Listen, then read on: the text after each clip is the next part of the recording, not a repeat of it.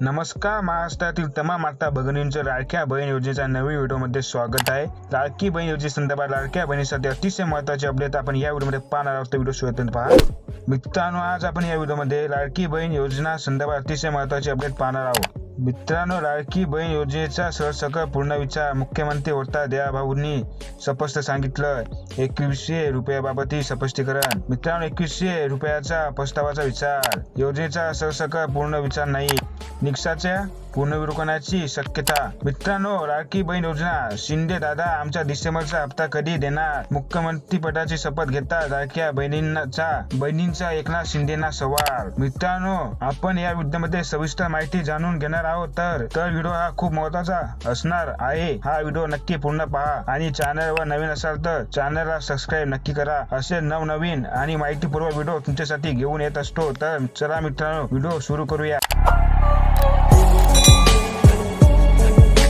मित्रांनो, योजनेचा सरसकट पूर्ण विचार मुख्यमंत्री वर्ता देवाभाऊंनी स्पष्ट सांगितलं. 2100 रुपयाबाबत स्पष्टीकरण. मित्रांनो, जुलै 2024 पासून राज्यात सुरू झालेली लाडकी बहीण योजना महिलांच्या आर्थिक सबलीकरण करण्यासाठी एक महत्त्वाची योजना ठरली आहे. या योजनेअंतर्गत महिलांना दर महिन्याला 1500 रुपये त्यांच्या बँक खात्यात थेट जमा केले जातात. योजनेच्या लाभासाठी काही विशिष्ट निकष निश्चित करण्यात आले आहेत, ज्यामुळे लाभार्थ्यांची योग्य निवड सुनिश्चित करता येते. महायुती सरकारसाठी लाडकी बहीण योजना विधानसभा निवडणुकीतील विजयाचा टर्निंग पॉइंट ठरली. या निवडणुकीत महायुतीला तब्बल 232 जागा मिळाल्या आहे. निवडणुकीपूर्वी या योजनेच्या भवितव्यावर प्रश्नचिन्ह निर्माण झाले होते. विरोधकांनी प्रचारादरम्यान आरोप केला की निवडणुकीनंतर सरकारी योजना बंद करणार आहे. मात्र महायुती सरकारच्या शपथविधीनंतर मुख्यमंत्री देवेंद्र फडणवीस यांनी या शंका दूर करत महिलांना दिलासा दिला. मित्रांनो, 2100 रुपयाचा प्रस्तावाचा विचार. शपथविधीनंतर देवेंद्र फडणवीस यांनी पत्रकार परिषदेत लाडकी बहीण योजनेबाबत महत्त्वाची घोषणा केली. आगामी अर्थसंकल्पात या योजनेतील रक्कम 1500 रुपयावरून 2100 रुपये करण्याबाबत आम्ही विचार करू, असे त्यांनी स्पष्ट केले. ही घोषणा महिलांसाठी आनंदाची बातमी ठरली आहे. मित्रांनो, योजनेचा सरसकट पूर्ण विचार नाही. मुख्यमंत्री फडणवीस यांनी योजनेच्या अंमलबजावणीबाबत स्पष्ट भूमिका मांडली. आम्ही दिलेल्या आश्वासने पूर्ण करण्यासाठी योग्य व्यवस्थापन केले जाईल. मात्र योजनेचा सरसकट पूर्ण विचार करण्याची आवश्यकता नाही, असे त्यांनी सांगितले. योजनेच्या निकषाच्या बाहेर जाऊन लाभ घेणाऱ्यावर तक्रार आली तर कारवाई केली जाईल, असे ते म्हणाले. मित्रांनो, निकषाच्या पुनर्विलोकनाची शक्यता.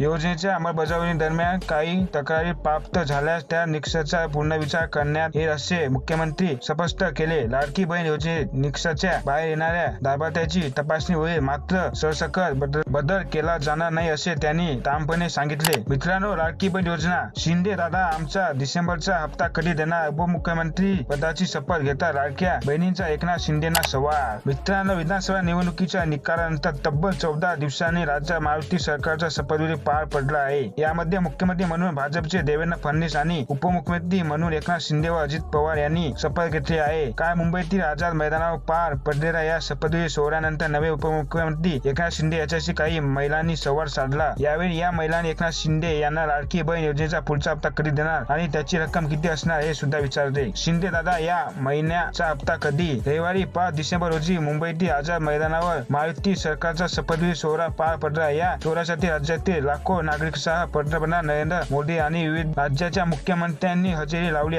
होती. दरम्यान एकनाथ शिंदे यांनी उपमुख्यमंत्र्यांची शपथ घेतल्यानंतर शपथविधी सोहळ्यासाठी आलेल्या महिलांशी शिंदेंनी संवाद साधला. यावेळी नव्या सरकारच्या शपथविधी सोहळ्यासाठी छत्रपती संभाजीनगरहून आलेल्या महिलेने एकनाथ शिंदे यांना विचारले की शिंदे दादा आमचा डिसेंबरचा हप्ता कधी येणार आहे? 1500 रुपये येणार की 2100 रुपये? यावर उत्तर देताना एकनाथ शिंदे म्हणाले, सर्व ठरल्याप्रमाणे मिळणार आहे. अखेर एकनाथ शिंदे यांनी उपमुख्यमंत्री पद स्वीकारले. विधानसभा निवडणुकीत महायुतीला प्रचंड मोठे यश मिळाले होते. 288 पैकी 230 हून अधिक जागा जिंकून जवळपास 2 आठवडे मुख्यमंत्री कोण होणार याबाबतचे चित्र स्पष्ट झाले नव्हते. माजी मुख्यमंत्री एकनाथ शिंदे पुन्हा एकदा मुख्यमंत्री पदाची मागणी करत होते, पण भाजपाने त्यांना मुख्यमंत्री पद सोडण्यास नकार दिल्याचं चर्चा राजकीय वर्तुळात होत्या. पण अखेर 4 डिसेंबर रोजी भाजपच्या नवनिर्वाचित आमदार देवेंद्र फडणवीस यांनी विधिमंडळ पक्षनेतेपदी निवड केल्यानंतर फडणवीस राज्याचे नवे मुख्यमंत्री होणार असल्याचे स्पष्ट झाले होते. दुसरीकडे राष्ट्रवादीने अजित पवार निवडणुकीच्या निकालानंतरच मुख्यमंत्री पदासाठी भाजपाला पाठिंबा दर्शवला होता. मित्रांनो, अशा नवीन माहितीसाठी आपल्या व्हिडिओला लाईक आणि चॅनलला सबस्क्राईब नक्की करा. धन्यवाद.